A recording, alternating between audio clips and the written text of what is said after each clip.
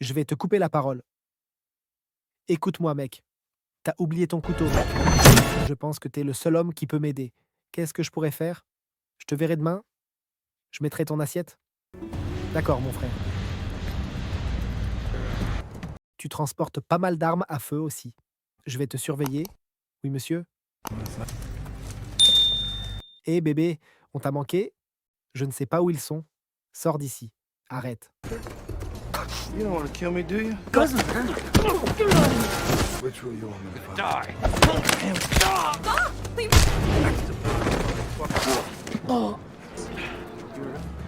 Don't make me kill you. Quelqu'un a essayé de kidnapper Nikita. T'as une idée qui? J'ai besoin que tu t'occupes de Nikita personnellement. Qu'est-ce que tu fais? Oh, allez. T'es de la sécurité?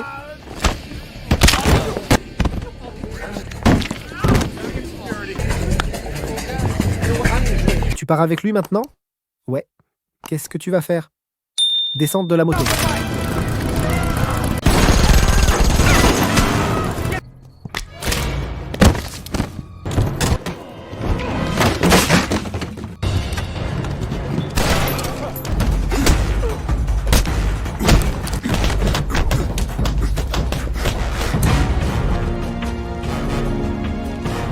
L'histoire s'ouvre à Los Angeles, où les détectives de police Roland et son partenaire Johnny poursuivent un gang criminel impliqué dans des opérations illégales. Mains en l'air, connard. Après une fusillade, Johnny découvre une grosse cachette d'argent du gang et propose qu'il la garde secrètement. Roland, qui vit selon des principes stricts, refuse immédiatement. Johnny rit, prétendant que c'était une blague. Alors que Roland se prépare à rapporter ce qui s'est passé à leur officier supérieur, Johnny lui tire soudainement dessus. Johnny vole l'argent et arrange la scène pour faire croire que le gang a assassiné Roland.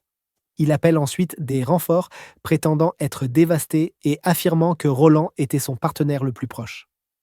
À l'insu de Johnny, Roland survit à la fusillade et est précipité à l'hôpital dans un état critique. Quand Johnny l'apprend plus tard, il se rend à l'hôpital pour finir le travail, mais hésite quand il voit une infirmière à l'intérieur de la chambre de Roland. À peu près au même moment, l'officier supérieur de Roland lui rend visite. Pendant qu'elle parle avec l'infirmière, Roland retire discrètement son arme de son sac à main. Après son départ, Johnny entre et tente d'étouffer Roland avec un oreiller. Quelques semaines plus tard, la supérieure de Roland revient et l'informe que le département prévoit de forcer sa retraite en raison de son âge et de sa récupération incertaine. Avec peu de choix, Roland accepte et quitte la police. Alors qu'il récupère chez lui, il lutte contre l'isolement et le manque de but. Sa vie s'effondre davantage quand il apprend que sa femme et ses enfants sont morts dans un accident de voiture. L'histoire se déplace ensuite à la frontière entre le Texas et le Nouveau-Mexique. Un homme d'affaires riche nommé Connor assiste à un match de boxe avec sa fille Nikita, dont le petit ami Mason est l'un des combattants. Mason remporte le combat et organise une fête après. À la fin de la soirée, Nikita part avec des gardes du corps pour la protection. Dans le parking, des kidnappeurs leur tendent une embuscade. Pendant le chaos, Mason panique et s'enfuit, abandonnant Nikita tandis que les gardes se battent pour la défendre. Le lendemain, Connor contacte Roland et l'invite au Texas. Roland accepte et un chauffeur vient le chercher à l'aéroport. Pendant le trajet, le chauffeur s'arrête pour défendre son jeune cousin contre des brutes et est gravement battu. Roland intervient, dominant facilement les attaquants. Allons-y.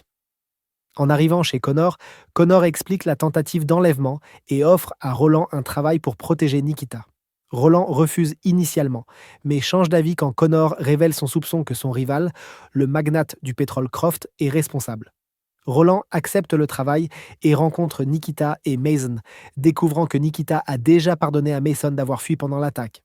Roland commence le travail en mettant en place des mesures de sécurité, installant des caméras, distribuant des armes et donnant à Nikita un collier avec un dispositif de suivi. Cette nuit-là, Roland escorte Nikita et ses amis dans une boîte de nuit. Il remarque Mason recevant un message et plus tard se faisant payer une grosse somme d'argent par Cross, une figure criminelle connue révélant l'implication secrète de Mason. Une bagarre éclate bientôt dans le club et Roland désactive rapidement les fauteurs de troubles et éloigne Nikita du danger. À l'extérieur, Mason confronte Roland, mais Nikita soutient les actions de Roland. Le lendemain, Roland rencontre le détective Simon, qui explique que Cross est fortement impliqué dans le crime organisé et les enlèvements, et a un différend foncier en cours avec Connor, confirmant que Nikita est toujours en danger.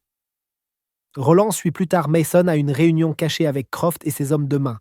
Ils ordonnent à Mason d'attirer Nikita seule pour qu'elle puisse être kidnappée sans que Roland n'interfère. Bien que Roland ne puisse pas entendre la conversation, il sent le danger. Peu après, Mason convainc Nikita de partir avec lui, prétendant que Roland n'est pas disponible. Roland les suit secrètement. Et quand les hommes de Cross bloquent la route pour enlever Nikita, Roland intervient, menant à une fusillade violente. Roland élimine plusieurs attaquants, mais 2 s'échappent avec Nikita après avoir arraché son collier de suivi. Quand la police arrive, Roland est arrêté pour avoir tiré son arme en public. Au poste, il explique l'enlèvement et Simon le libère une fois que Connor confirme l'histoire. Cross contacte alors Connor, exigeant 5 millions de dollars en documents fonciers en échange de la vie de Nikita, l'avertissant de ne pas impliquer les forces de l'ordre. Connor refuse l'aide de la police et met Roland sur la touche, mais Roland continue d'enquêter. Il confronte le chauffeur et apprend que Nikita avait été emmené chez Mason. Roland fait irruption, domine les associés de Mason et force Mason à révéler où Nikita est retenu. Connor décide de payer la rançon pour sauver sa fille. Sur le lieu de l'échange, Connor remet l'argent et les documents à Cross, tandis que Roland et des alliés armés se positionnent à proximité. Alors que Mason inspecte le paiement, Roland élimine discrètement les tireurs d'élite de Cross. Une fois l'échange terminé, Cross ordonne l'exécution de Connor, déclenchant une autre fusillade. Roland se bat à travers le bâtiment, bat les derniers hommes de main au corps à corps et sauve Nikita. À l'extérieur, juste au moment où Connor s'apprête à tuer Cross, la police, alertée plus tôt par Roland, arrive et lui ordonne de se retirer.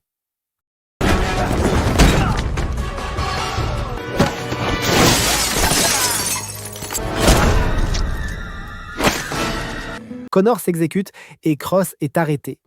L'histoire se termine avec Connor réuni avec Nikita, reconnaissant envers Roland de l'avoir sauvé. Merci d'avoir regardé cette vidéo les amis.